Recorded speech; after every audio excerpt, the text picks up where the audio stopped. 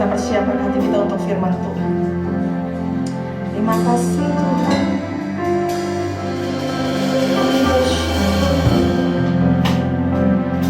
Kau ada bersama kami Tuhan dalam setiap musim hidup kami.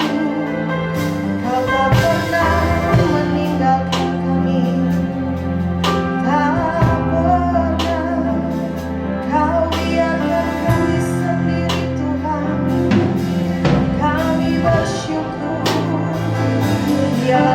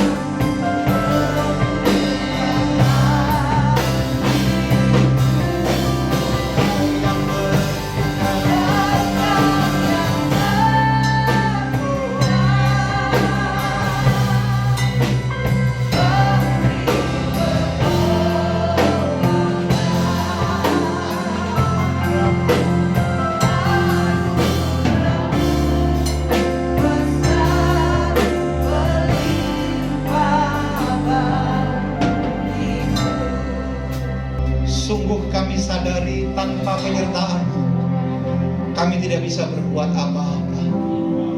Sungguh kami sadari Tuhan, tanpa campur tangan-Mu kami lemah. Sungguh kami sadari ya Bapa, jika bukan Engkau yang menuntun kami, maka setiap langkah yang kami ambil adalah kesia-siaan. Tetapi ketika Engkau menuntun kami dengan tangan kanan-Mu, sekalipun jalan yang kami tempuh jauh, sekalipun jalan yang kami tempuh berliku, berbelok, bahkan berputar balik, tetapi ketika kami berjalan dengan Tuhan, kami aman di tangan-Mu. Kami aman dalam masa depan kami. Kami aman dalam genggaman Tuhan. Terima kasih Bapa. Kalau kami ada sampai saat ini, kami boleh berkata Ebenezer, Engkau menyertai kami luar biasa. Tidak Engkau biarkan kami kekurangan. Tidak Engkau biarkan kami mengalami sakit penyakit. Tidak Engkau biarkan kami meminta-minta. Tetapi kami boleh ada sebagaimana kami ada sampai saat ini. Itu semata-mata karena anugerah Tuhan. Engkau berkata, Allahku akan mencukupi segala kebutuhanku melalui kekayaan dan kemuliaannya terjadi atas kami. Berkati ibadah kami ya Tuhan. Berkati kami semua, baik yang di rumah, yang ibadah secara online, maupun kami yang di gereja secara onsite. Lawat kami, sehingga lawatan-Mu membuat kami semakin bergairah. Dan kami boleh berkata, yang lemah Tuhan kuatkan, yang sakit Tuhan sembuhkan, yang terikat Tuhan lepaskan, yang putus asa Tuhan berikan pengharapan. Bapa berbicara, kami siap diberkati dalam nama Yesus. Yang siap diberkati Tuhan dengan iman sama-sama berkata amin. Tepuk tangan panjang bagi Allah kita. Haleluya. Silakan duduk Bapak Ibu yang dikasihi Tuhan Yesus Kristus, opa, oma, om, tante yang ada di rumah, semuanya shalom. Apa kabar Bapak Ibu yang dikasihi Tuhan? Luar biasa. Saudaraku, saya teringat sekali lagu ini. Pertama-tama saya dengar itu di tahun 2011. Ketika saya perjalanan rohani menuju ke Israel, menuju ke Yordania, Mesir, dan menuju ke Eropa, ke Turki. Yang saya bawa bukan orang sembarangan, karena waktu itu yang saya ajak adalah orang the have, orang yang punya, orang yang kaya, dan orang yang pintar karena dia punya gelar PhD. Firman Tuhan itu bukan hanya dia kuasai dengan bahasa Indonesia. Beliau ini tahu dengan bahasa Inggris dengan baik, bahasa Ibrani dengan baik, bahkan dia mengcompare Alkitab dengan bahasa Jerman. Pengetahuan luar biasa. Tapi ingat, ketika pengetahuan berjalan sedemikian rupa tidak dibarengi dengan iman, jadinya ateis. Hati-hati. Anda mungkin tiap hari dengar firman dari kanan kiri, tapi Anda nggak melakukan. Anda akan jadi hakim. Anda akan jadi apa? Wasit. Hanya menilai kanan kiri. Saudara kami dikasih Tuhan, perjalanan kami lama waktu itu 17 hari. Istri dan keluarga besar bermimpi bahwa Bapak ini mengalami perjumpaan dengan Tuhan. Bapak ini mengalami pertobatan. Bapak ini mengalami turning point.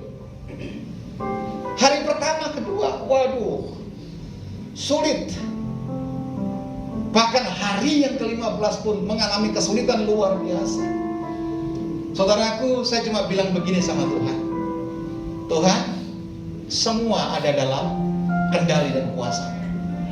Bagianku melayani, bagianmu melakukan perkara-perkara yang luar biasa. Amin. Saudaraku, ini kasih Tuhan Yesus Kristus. Saya bersaksi untuk kemuliaan nama Tuhan. Malam yang ke-16, besok harus pulang ke Indonesia. Kami harus terbang dari Istanbul menuju ke Timur Tengah, baru ke Indonesia. Jam 12:30 pagi saya dibangunkan. Dan saudara tahu, saya ketika itu tur dalam kondisi winter. Kenapa? Karena di bulan Januari suhu di Turki minus 18 derajat Celcius. Pintu kamar saya diketok. Dia bilang begini, Pak, Bapak itu sekarang minta dibaptis. Kok gak ada tepuk tangan? Haleluya. Saya bingung. Oke, dibaptis. Tuhan, kenapa meski jam segini? Betul gak? Lo winter lo, jam 12:30 pagi. Saudara aja kadang-kadang terlambat datang gereja kok. Kenapa? Belum mandi. Kenapa? Kedinginan. Jangan-jangan banyak yang tidak mandi. Pak, pandemi nanti pulang baru mandi. Haleluya. Ingat loh, AC udah dikurangi. Jadi kalau memang ada aroma-aroma seru itu, pasti kita terakumulasi dan kemudian Tuhan nyata atas kita. Haleluya. Saudara ini kasih Tuhan dan bertobat. Kalau hari ini saya boleh saksikan, beliau bersama dengan keluarga telah mendirikan satu gereja. Amin. Pak, Bu, saya mau sampaikan, ketika hari yang ke-16, Bapak ini mengalami yang namanya portalnya Tuhan. Saudara lihat saya sebentar, karena firman yang saya bawakan ini perjanjian lama dan menuntut keseriusan. Jadi Bapak ini mengalami apa? Portalnya Tuhan. Mengalami titik perjumpaan dengan Tuhan. Mengalami sisi di mana hati yang kosong disentuh oleh Tuhan dan mengalami pertobatan. Samine nggak seragam buat ini. Haleluya. Mungkin banyak di antara saudara opa-omanya Kristen, opungnya Kristen, bahkan pendeta. Tapi kekristenanmu berjalan seperti apa? Kebiasaan. Hanya sebatas liturgi agama. Sebatas karena apa? Baca firman rutin segala macam. Tapi Anda belum mengalami portalnya Tuhan. Anda belum mengalami perjumpaan dengan Tuhan. Kalau kekristenanmu seperti ini, maaf, saudara tidak akan pernah mengalami kelahiran baru. Yang di rumah ada amin. Saya berdoa saudara yang di rumah, saudara yang pegang HP juga di-share ke Facebook, biar banyak orang mengalami perjumpaan dengan Tuhan. Saya berdoa pagi ini saudara pulang dari gereja, saudara pulang ibadah, saudara habis ibadah online, saudara mengalami portalnya Tuhan. Loh, Pak, Bu, sejak Anda sekolah minggu, sejak zaman opa, oma kita, firman Tuhan tetap itu-itu saja. Betul? Tidak berubah, itu-itu saja. Tetapi orang yang mengalami portalnya Tuhan adalah orang yang mendapatkan pewahyuan, orang yang mendapatkan sentuhan Tuhan, orang yang mendapatkan jamahan Tuhan. Firman-Nya sama, tapi ketika hatinya terbuka, terjadi pertobatan, terjadi jamahan, terjadi mujizat, dan terjadi jawaban. Tepuk tangan panjang bagi Allah kita. Katakan haleluya. Ini yang mengubah tradisi supaya hidup kita mengalami terobosan. Amin. Ada loh orang bersaksi, Pak, saya selama hidup sudah menghabiskan 15 Alkitab. Dikasih stabilo, dikasih spidol, dikasih pewarna segala macam. Sudah saya baca semua. Pertanyaannya, sudahkah itu hidup dan menyentuh kita dan kita mengalami portalnya Tuhan? Ayo yang setuju katakan amin. Haleluya. Kita lihat sebentar ya. Oh, glory Jesus. Kita baca 2 Tawarikh pasal yang ketiga. 2 Tawarikh pasal yang ketiga ayat 1 dan 2. Saya akan berikan beberapa contoh tokoh dalam Alkitab yang mengalami portalnya Tuhan, yang mengalami perjumpaan dengan Tuhan, yang mengalami lawatan secara pribadi. Amin. Saya khotbah ini melayani Tuhan, tetapi ketika saya berdoa, saya melayani pribadi Tuhan. Beda. Betul? Saya baca firman Tuhan adalah asupan atau suplemen yang harus saya masukkan dalam rohani Tuhan, rohani saya. Tetapi saya melakukan firman adalah menghidupi firman. Amin. Kalau kita masih pelit, susah untuk memberi, saudara belum melakukan firman. Betul? Yuk, ya saya bacakan. Salomo mulai mendirikan rumah Tuhan di Yerusalem, di Gunung Moria. Saudara garis bawahi Moria. Moria ini adalah tempat di mana Daud berjumpa dengan Tuhan, Salomo berjumpa dengan Tuhan, dan Abraham. Puji Tuhan yang khotbah Abraham. Haleluya. Berjumpa dengan Tuhan ketika apa? Ketika dia menyerahkan anaknya Adinda, bukan Aisyah. Haleluya. Dan saudara mau belajar pagi hari ini, amin?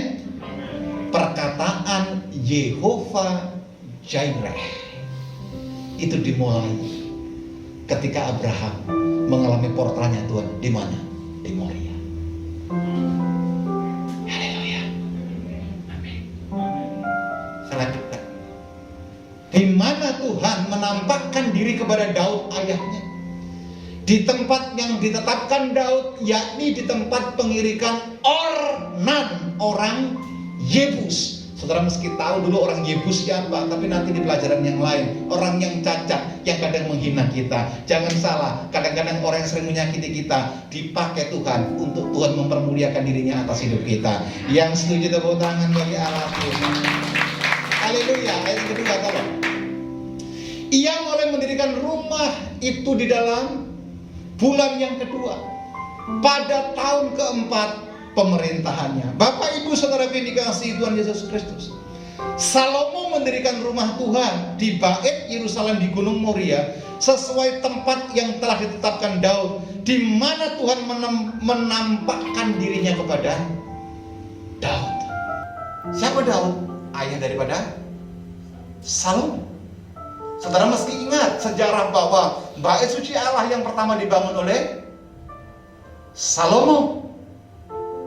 Daud tidak bisa membangun, kenapa? Karena tangannya berlumuran darah. Tapi roboh oleh gempa alam segala macam, terus digantikan, dibangun yang kedua oleh Ezra. Karena Ezra nabi yang tidak punya cukup banyak uang, dibantulah oleh King Herod atau Great Herod, Herodes yang ngaku. Sekarang ada apa? Ada. Sekarang kalau saudara pergi ke Israel ada yang namanya tunnel. Ingat, di dunia ini yang saudara pijak ada 3 agama yang teosentris. Apa? Katakan sama saya, teosentris. Apa teosentris? Sentralnya kepada Tuhan. Yang pertama adalah agama Yahudi. Sampai sekarang, di mana tempat paling holy? Moriah, yaitu Dome of the Rock. Yang kedua agama apa? Agama Kristen. Coba yang Kristen. Nah ini aja gak jelas ini antara gini-gini. Aku Kristen gak ya? Kalau status Facebook saya sih Kristen, Pak. Tapi kalau saudara marah-marah, Kristenmu KW loh. Kalau saudara benci sama orang, Kristenmu KW loh. Kalau sudah ngomongin orang, Kristenmu palsu loh. Bilang kanan kirimu, kamu Kristen kan? Yang di rumah, om tante, haleluya. Amin. Wah, aminnya mulai terkoreksi ini. Puji Tuhan. Ada teosentris yang ketiga, yaitu adalah agama Islam.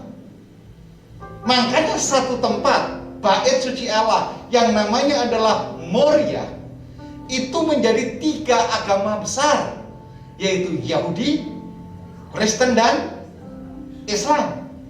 Kalau ini diperebutkan, kalau ini damai, terjadi satu damai, saya percaya dunia akan damai. Betul? Amin.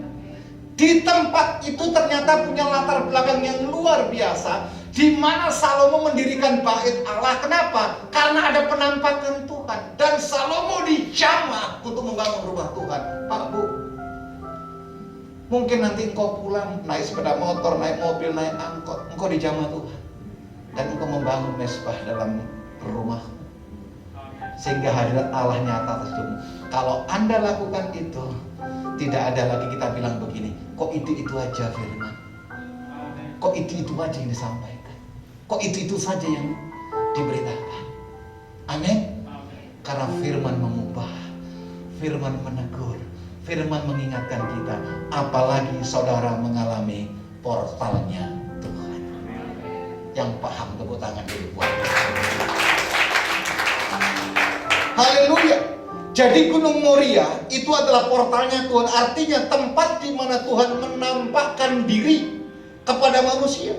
Tempat di mana manusia mengalami perjumpaan dengan Tuhan dan mengalami hadirat Tuhan. Pak, Bu, lihat saya sebentar, opa, oma, om, tante yang di rumah. Saudara tidak akan pernah mengalami portalnya Tuhan kalau kita masih menyimpan kekecewaan, kalau kita masih menyimpan sakit hati, kalau kita terus menoleh ke belakang. Dengar baik, dengar baik. Anda tidak akan pernah mengalami portalnya Tuhan kalau hidupmu dipenuhi dengan apa? Dengan keraguan. Anda tidak akan mengalami portalnya Tuhan, jawaban Tuhan, apalagi situasi seperti ini loh. Pandemi, ayo saya tanya, siapa sih tidak punya masalah? Siapa? Dari pengusaha sampai tukang sapu pun sekarang punya masalah.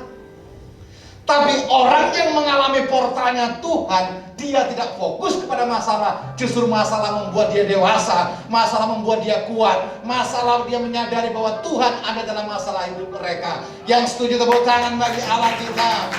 Katakan haleluya. Ya, kita lihat contoh yuk. Tolong buka sebentar. Kejadian pasal 22 ayat yang kedua. Kejadian pasal 22 ayat yang kedua. Firman-Nya, ambillah anakmu yang tunggal itu, yang engkau kasih. Saudara bayangkan untuk mendapatkan anak Abraham harus menunggu waktu yang lama, menanti. Ibu Debbie, hari-hari ini tema khotbahnya yang populer adalah menanti, waiting. Menunggu itu gak enak. Menunggu diberkati, menunggu dipulihkan, menunggu dapat pekerjaan. Yang paling betein adalah yang jomblo menunggu pasangan. Gak usah toleh-toleh, semuanya ada waktunya. Haleluya, amin. Pak, kalau yang sudah menikah, cukupkan apa yang ada padamu. Haleluya. Kok senyumnya gak enak? Saya lanjutkan, yakni Ishak. Pergilah ke tanah Moria dan persembahkanlah dia di sana sebagai korban bakaran pada salah satu gunung yang akan kukatakan kepadamu.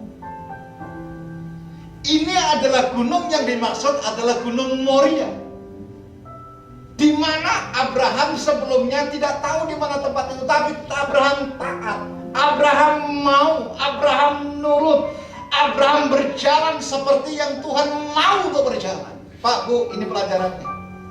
Kalau Anda berjalan seperti apa yang Tuhan mau berjalan, mungkin jalanmu sulit, mungkin jalanmu susah, tapi dengar baik, jalan Tuhan menuju kemenangan. Tepuk tangan panjang bagi Allah kita. Katakan haleluya. Pak, hari ini tidak ada keberhasilan. Pak, hari ini mungkin ada kegagalan. Pak, hari ini mungkin ada sakit penyakit. Tuhan belum selesai dengan saudara. Masalah selalu lekat dengan kehidupan kita, tapi masalah bukan akhir hidup kita. Haleluya. Saudara yang dikasihi Tuhan, Abraham tidak pernah melihat atau mengetahui bahwa ada domba jantan yang tanduknya tersangkut di pohon.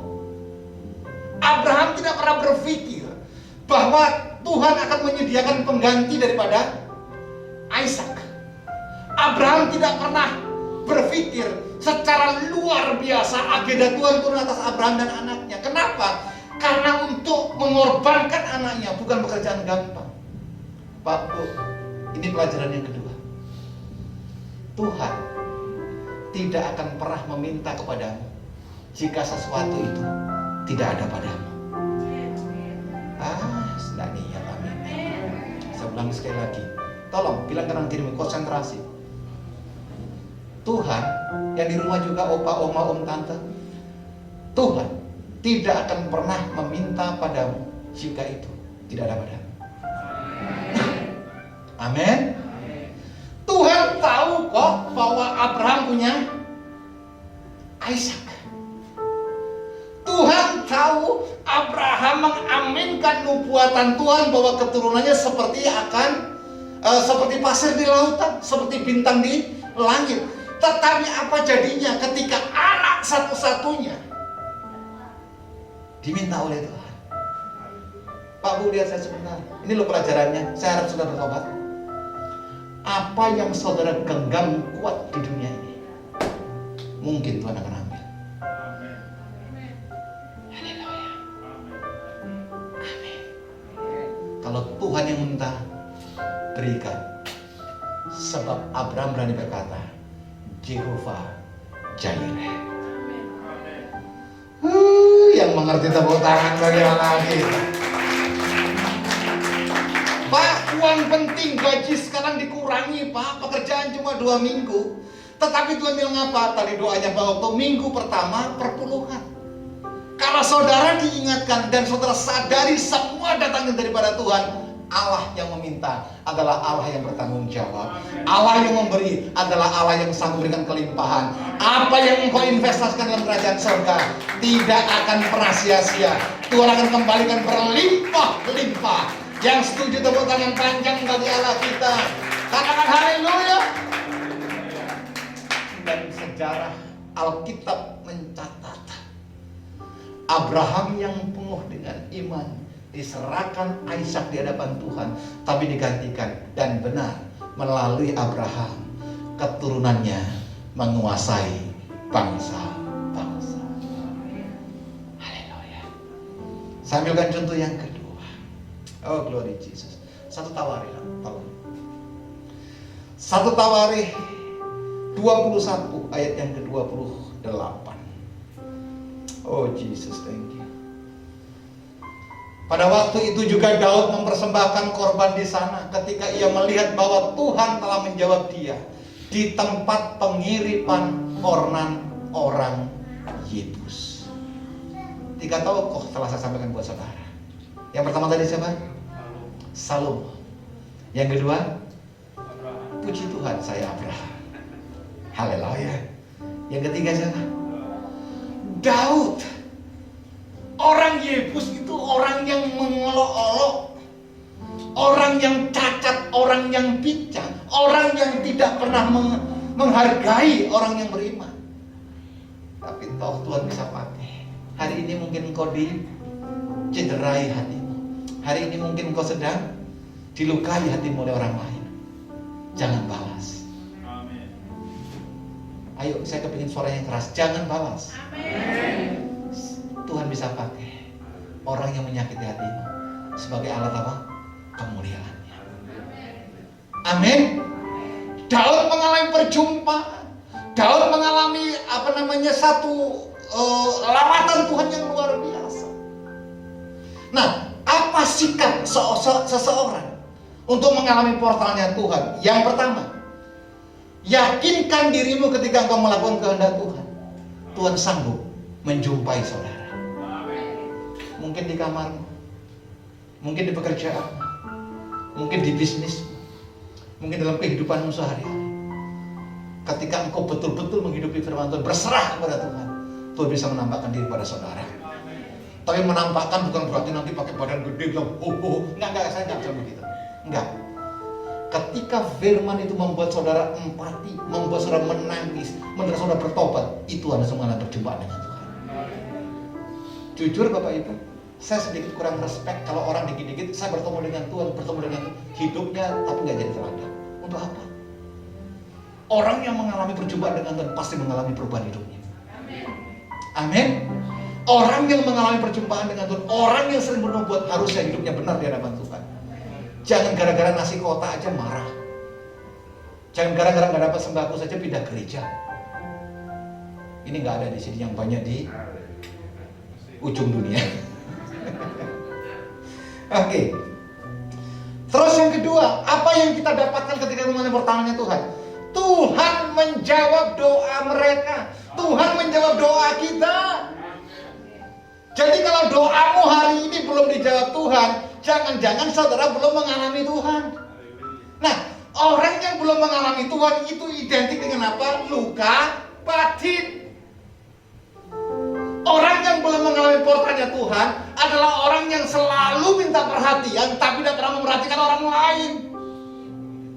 Pedas iki. Haleluya. Amin. Orang yang mengalami perjumpaan dengan Tuhan, hidupnya diubahkan. Makanya gereja bilang kita nggak lagi cari jemaat. Kita mau cari jiwa. Supaya jiwa itu dipersembahkan sebagai persembahan yang harum di hadapan Tuhan. Yang mengalami tepuk tangan bagi anak-anak. Biar cuma 45 yang onsite, tapi kalau saudara diubahkan Tuhan, keluargamu pulih loh. Keuanganmu pulih, RT-mu pulih, RW-mu pulih. Siapa tahu saudara nyalon ketua RW. Loh, kalau warganya 200 kakak bertobat, surga penuh. Betul. Saudara nggak usah bangga, di sana ibadah 1000, 2000, nggak ada lagi pandemi.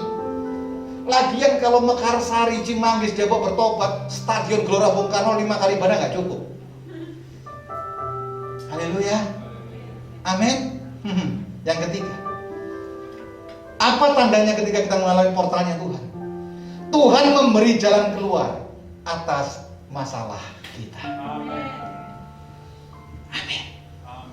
Makanya ada pujian, kalau ku cari damai, hanya ku datang dalam Yesus. Damai tidak ada di mall. Damai nggak ada di puncak macet, ganjil genap. Betul? Damai hanya ada dalam diri Kristus Yesus Tuhan. Dan jawaban itu diberikan atas kita, yaitu jalan keluar. Yang keempat, Tuhan memberi kekuatan untuk mereka dapat melewati masa sulit. Pak Bu, lihat saya sebentar. Pernah nggak saudara heran sama Tuhan? Kita bilang begini, Tuhan, kok saya mampu ya melewati situasi yang sulit ini? Kok gak ada amin? Saudara, kalau susah jangan kelihatan gitu loh. Ada Tuhan. Amin. Oh iya, saya sebagai gembala, saya sebagai hamba Tuhan di tempat ini, saudara, saya itu setiap saat heran, Tuhan, terima kasih. Engkau izinkan aku melewati masa-masa yang sulit. Oh iya, kalau ngomong uang, saudara jangan mikir, udah luar biasa pergumulan hamba Tuhan ini. Kalau bilang cicilan, saudara jangan tanya deh, luar biasa pergumulan ini. Tapi ketika saya berjalan sampai hari ini, sekali lagi saya berani berkata, Ebenezer. Betul. Kalau saya pakai kalkulator mungkin jebol ala kalkulator saya. Jebol. Hitung-hitungan masuk sekian, cuma 4-5 juta misalkan, pengeluaran 28 juta every month. Kalau itu dibebaskan dan dimampukan kita berjalan sampai hari ini, itu semua karena Tuhan. Itu semua karena Allah. Itu semua karena portalnya Tuhan kita Allah. Jadi kalau hari ini saudara punya masalah, hari ini saudara punya pergumulan, tentunya saudara akan heran, loh Tuhan, kok aku masih bisa berdiri ya? Kok aku masih bisa mampu menghadapi hidup ini? Karena Anda sudah mengalami portalnya Tuhan. Betul. Ingat ketika Yakub melarikan diri dari Esau. Dia mengalami perjumpaan dengan Tuhan. Dalam mimpinya, dia melihat tangga yang sampai ke langit. Dan malaikat Tuhan melayani anak manusia. Siapapun Anda, kalau hari ini Anda bergumul, hari ini Anda punya masalah, hari ini Anda berurai air mata, alami portalnya Tuhan. Alami portalnya Tuhan. Saudara akan dipulihkan. Saudara akan dimampukan menghadapi situasi yang sulit. Keputusasaan tidak menimpa saudara. Tapi saudara akan terheran-heran. Seperti Abraham berjumpa dengan Tuhan di Moria. Jehovah Jireh. Saudara jangan berpikir pokoknya Jehovah Jireh, beli mobil juga. Oh enggak begitu. Jehovah Jireh itu baru kita dapatkan kalau saudara total berserah kepada Tuhan. Kalau saudara total berserah kepada Tuhan, kalau total berdoanya kepada Tuhan. Amin. Saudara akan mengalami Jehovah Jireh. Amin. Alami portalnya Tuhan. Karena Anda luar biasa. Doa-doamu gak ada yang sia-sia. Tuhan belum selesai dengan kita. Rancangan, rencana, blueprint Tuhan atas saudara dan saya, yang di rumah maupun di gereja, semuanya luar biasa. Tepuk tangan bagi Allah. Haleluya.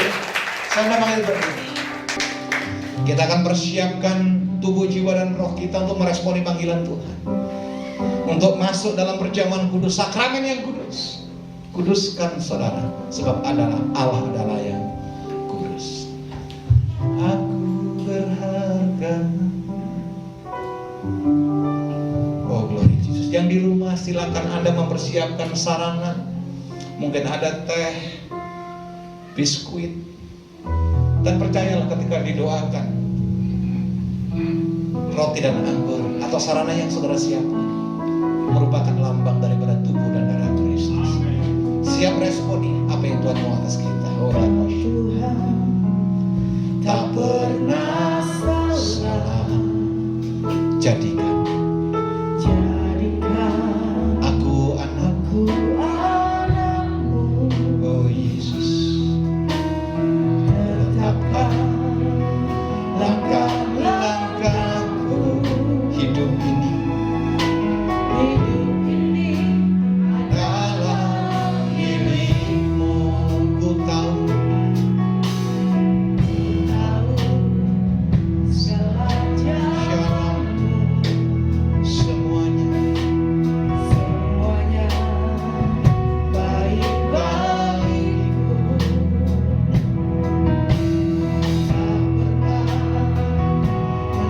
God.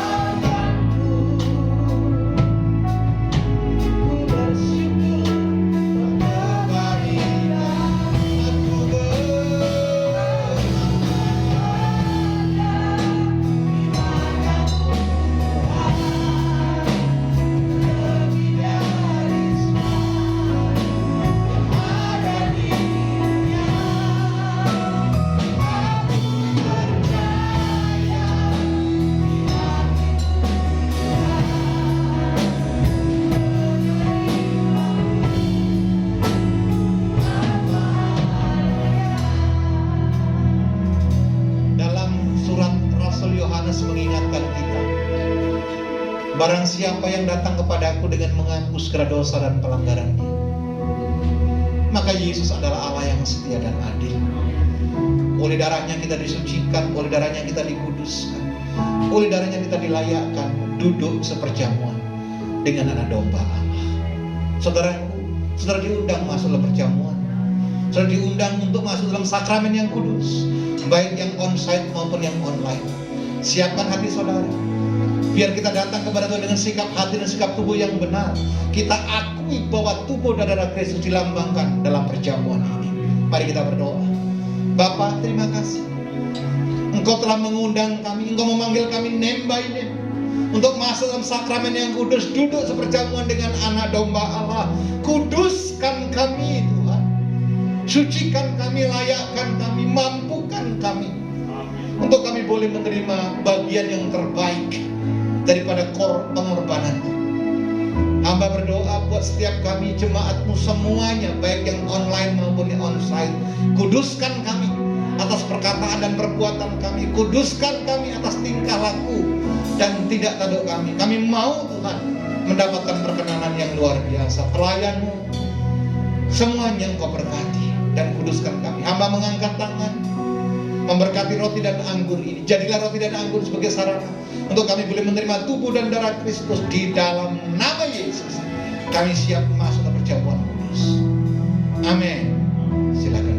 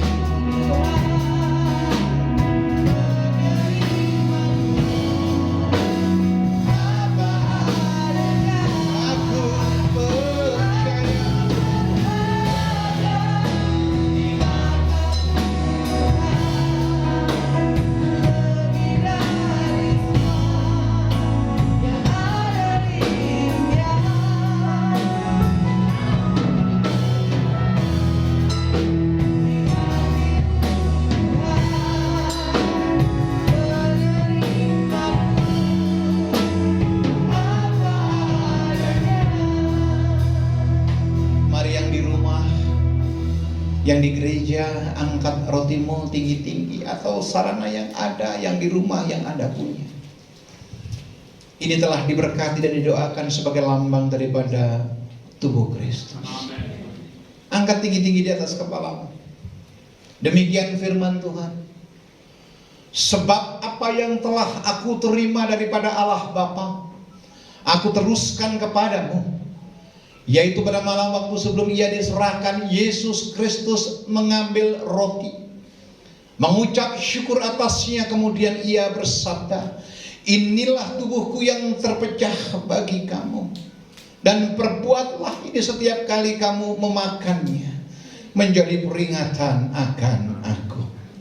Bapak, Ibu, Saudara yang dikasihi Tuhan Yesus Kristus, yang di gereja maupun yang di rumah, bukankah roti yang kita angkat tinggi di hadapan Tuhan merupakan persekutuan daripada tubuh Kristus?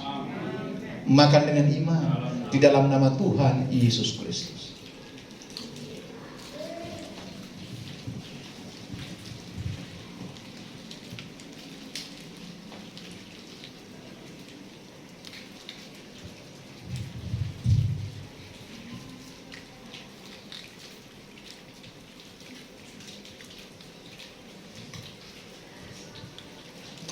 Saudara dikasihi Tuhan, oleh bilur-bilur Yesus sakit penyakit yang pernah ada, yang sedang ada, dan yang akan ada, sengat dan kuasanya telah dibayar lunas.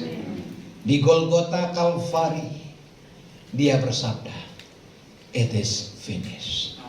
Semuanya sudah selesai. Angkat cawanmu tinggi. Lalu sesudah itu Yesus Tuhan mengambil cawan dan mengucap syukur atasnya. Kemudian Ia bersabda, "Cawan ini adalah cawan perjanjian baru yang dimateraikan oleh darahku sendiri," kata Tuhan. "Dan perbuatlah ini setiap kali kamu meminumnya, menjadi peringatan akan aku." Bapak, Ibu, Saudara dikasihi Tuhan yang di rumah maupun yang di gereja, bukankah cawan yang kita angkat tinggi di hadapan Tuhan merupakan persekutuan dengan darah Kristus? Minum dengan iman di dalam nama Tuhan Yesus Kristus.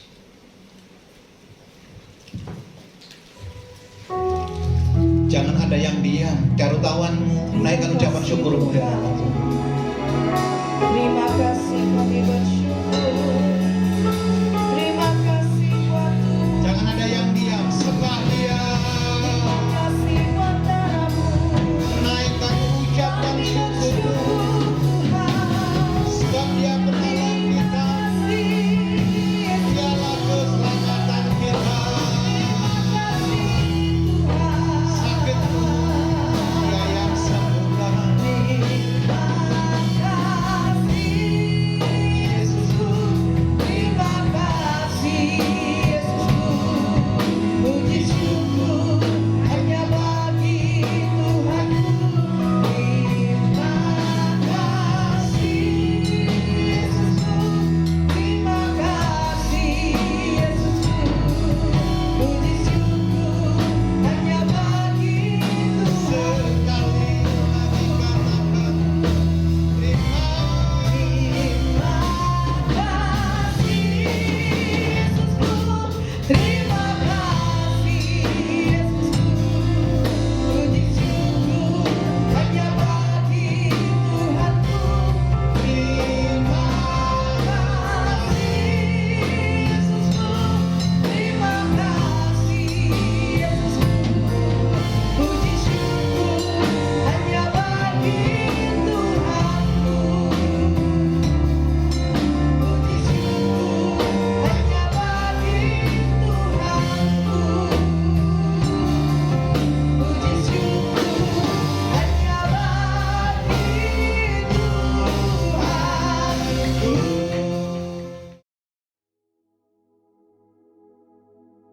Shalom saudara, saya berdoa kita semua terus ada dalam perlindungan dan penyertaan Tuhan. Ada pertanyaan, bagaimanakah seseorang dapat mempersembahkan persembahan yang hidup, kudus, dan berkenan kepada Allah? Voice of Pentecost kali ini, kita akan membahas paradigma baru dalam melakukan ibadah yang sejati. Pada masa pandemi COVID-19, tentunya kita memiliki kesulitan untuk melakukan pelayanan atau kegiatan rohani. Dalam Roma 12 ayat 1 dan 2, Rasul Paulus menasihatkan kita untuk mempersembahkan tubuh kita sebagai persembahan yang hidup, yang kudus, dan yang berkenan kepada Allah sebagai ibadah yang sejati. Sedangkan saat ini kita tidak bisa beribadah di gereja. Apakah ayat ini masih relevan? Ada beberapa kata yang harus kita perhatikan maknanya. Yang pertama, kata hidup. Hidup yang dipakai berasal dari kata Yunani, zao, yang secara harfiah berarti bernafas atau tidak mati. Bukan hanya itu saja, kata ini juga mengandung makna segar, kuat, dan efisien. Yang kedua, kudus. Kata kudus yang dipakai di sini berasal dari kata Yunani, hagios, yang secara harfiah berarti sakral atau murni, tidak bercacat secara moral. Orang percaya yang dikuduskan artinya dipisahkan dan disiapkan untuk setiap pekerjaan yang mulia. Yang ketiga, berkenan kepada Allah. Kata berkenan yang dipakai di sini berasal dari kata Yunani, evarestos, yang secara harfiah berarti menyenangkan atau dapat diterima. Dari ketiga makna tersebut, kita dapat memahami bahwa mempersembahkan tubuh kepada Tuhan haruslah menggunakan seluruh potensi atau karunia yang terbaik yang kita miliki, disertai dengan pertobatan dari dosa, berjalan sesuai dengan kehendak Allah, bukan sesuai keinginan kita. Dengan melakukan itu semua, kita sedang melakukan ibadah yang sejati. Dalam konteks Perjanjian Lama, pemahaman persembahan sebelumnya selalu merujuk kepada hewan kurban. Dan hewan yang mau dipersembahkan haruslah tidak bercacat cela. Namun, karena Kristus telah mati bagi kita di atas kayu salib, maka Paulus menekankan bahwa tubuh kitalah yang menjadi persembahan itu sendiri. Artinya, dimanapun kita berada, kita sedang beribadah kepada Tuhan. Ada 3 cakupan di mana kita bisa melakukan ibadah yang sejati. Yang pertama, keluarga. Keluarga adalah persekutuan gereja dalam ukuran yang terkecil. Dalam keluarga ada peran sebagai orang tua, suami, istri, dan anak. Apapun peran yang sudah Tuhan tetapkan bagi kita harus kita jalani dengan sepenuh hati. Kehendak Allah di dalam keluarga kita dapat dilihat dari Efesus 5 ayat 22 sampai 28 dan Efesus 6 ayat 1 sampai 4. Sebagai pasangan suami istri harus menjaga kekudusan dengan setia pada pasangannya. Sebagai orang tua, mendidik anak dengan nilai-nilai firman Tuhan. Sebagai anak, kita bisa menghormati dan berbakti kepada orang tua kita. Yang kedua, lingkungan pekerjaan. Kita dipanggil tidak hanya untuk bekerja, tetapi harus menghasilkan buah. Dan lakukan suatu hal yang lebih dari yang diminta atau do extra miles. Seperti pimpinan yang selalu mendukung bawahannya untuk bekerja lebih produktif dan tidak lupa untuk memberikan apresiasi untuk setiap pekerjaan yang telah dikerjakan. Sedangkan kita yang bekerja dapat do extra miles dengan bertanggung jawab dan proaktif untuk melakukan pekerjaan dan memberikan hasil yang terbaik. Nasihat Rasul Paulus bahwa apapun yang kita perbuat dengan segenap hati, seperti untuk Tuhan dan bukan untuk manusia. Pekerjaan dan ibadah adalah satu kesatuan. Melakukan yang terbaik dalam setiap aspek pekerjaan kita adalah wujud nyata dari ibadah kita kepada Tuhan. Yang ketiga, lingkungan sekitar. Manusia adalah makhluk sosial dan kita lahir di bangsa ini yang memiliki keberagaman. Dalam masa pandemi saat ini, pasti makin banyak orang yang merasakan imbasnya. Disinilah peran kita orang percaya untuk memperhatikan dan membantu kelangsungan hidup mereka. Amsal 19 ayat 17 menulis, "Siapa menaruh belas kasihan kepada orang yang lemah, memiutangi Tuhan yang akan membalas perbuatannya itu." Inilah saatnya kita menolong orang di sekitar kita yang mengalami kesusahan. Seperti apa yang dikatakan Ibrani 13 ayat yang ke-16. Dan janganlah kamu lupa berbuat baik dan memberi bantuan. Sebab korban-korban yang demikianlah yang berkenan kepada Allah. Sekarang kita memahami bahwa kehadiran kita di dalam keluarga, lingkungan pekerjaan, dan lingkungan sekitar adalah wujud nyata dari paradigma baru dalam mempersembahkan tubuh sebagai persembahan yang hidup, kudus, dan berkenan kepada Allah di zaman ini. Jadi, yes, Roma 12 ayat 1-2 masih sangat relevan di zaman sekarang. Saudara dan saya dipanggil untuk menjadi persembahan yang hidup dimanapun Tuhan tempatkan kita. Ingatlah bahwa kita orang percaya yang akan menjadi perpanjangan tangan Tuhan untuk melakukan pekerjaan-pekerjaan yang ajaib. Sehingga banyak orang mengenal Kristus melalui hidup kita. Saudara, untuk penjelasan lebih lengkapnya dari tim teologi kami, silakan buka link yang ada di atas atau scan QR Code yang tersedia. Salam integritas, Tuhan Yesus memberkati.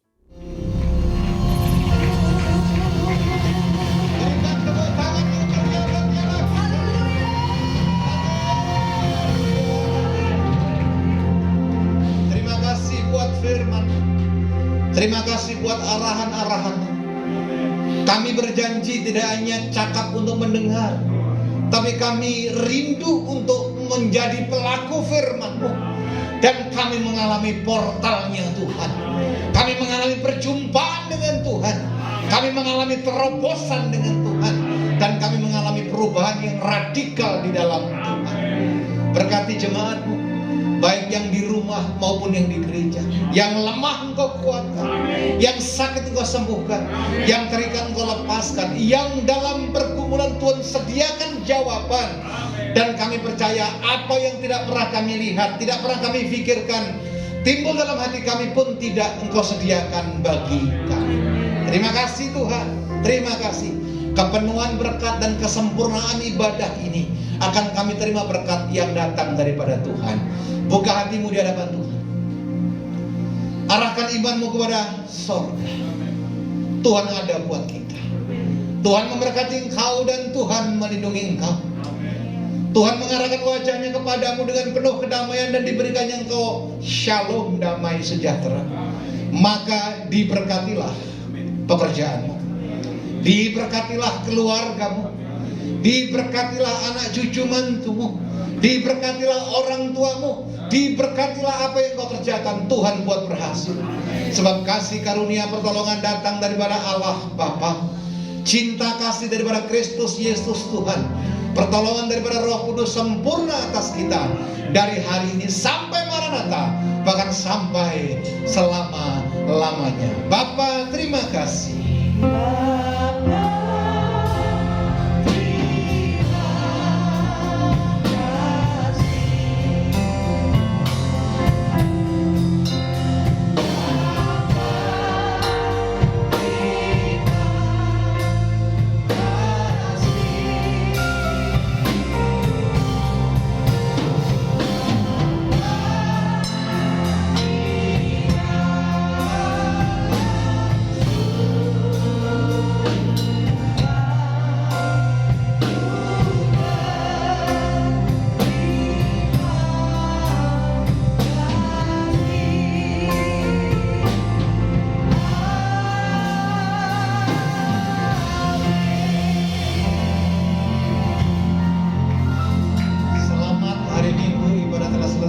Tuhan Yesus memberkati. Silakan duduk untuk saat teduh sejenak.